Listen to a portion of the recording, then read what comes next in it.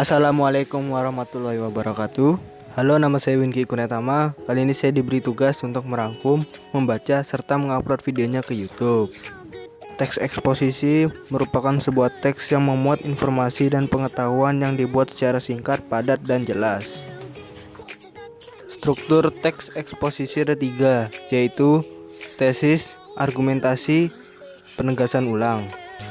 Tesis merupakan bagian paragraf yang berisi sudut pandang penulis terhadap masalah yang akan dibahas. Argumentasi adalah alasan yang digunakan sebagai pendukung sebuah pendapat yang ada di tesis.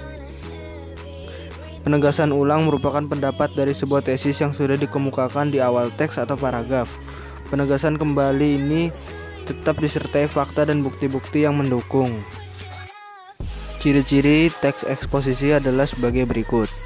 Menggunakan bahasa yang formal, menggunakan teks yang jelas dan mudah dipahami, gaya bahasa yang digunakan bersifat persuasif, isi teks bersifat netral dan objektif, tidak memihak dan memaksakan kehendak pada pembaca, bersifat fakta dan ilmiah, terdapat data dari sumber yang valid dan kredibel, menyajikan fakta sebagai alat konkretasi dan kontribusi, isinya menjawab pertanyaan apa, siapa, di mana, kapan, mengapa, dan bagaimana.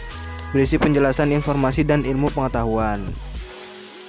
Kaidah kebahasan teks eksposisi ada 3, yaitu promina, yang artinya kata ganti orang, konjuksi, yaitu kata hubung, kata leksikal, kata yang melambangkan benda, peristiwa, objek, dan lain-lain.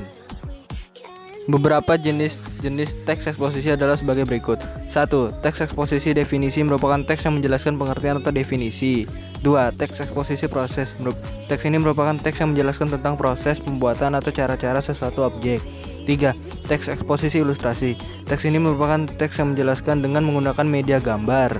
4. Teks eksposisi laporan.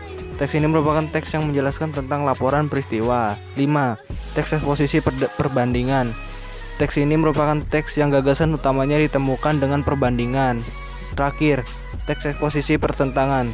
Teks ini merupakan teks yang merupakan suatu paragraf yang memuat tentang pertentangan.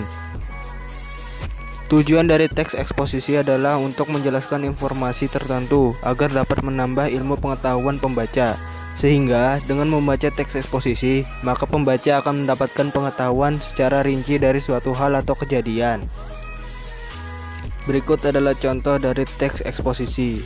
Jika gambar yang saat ini Anda lihat tidak jelas, maka kalian bisa download contoh teks eksposisi ini di deskripsi video ini. Mungkin videonya sampai sini aja. Saya ucapkan terima kasih banyak kepada kalian semua yang telah menonton video ini sampai akhir. Saya akhiri dengan mengucapkan wassalamualaikum warahmatullahi wabarakatuh.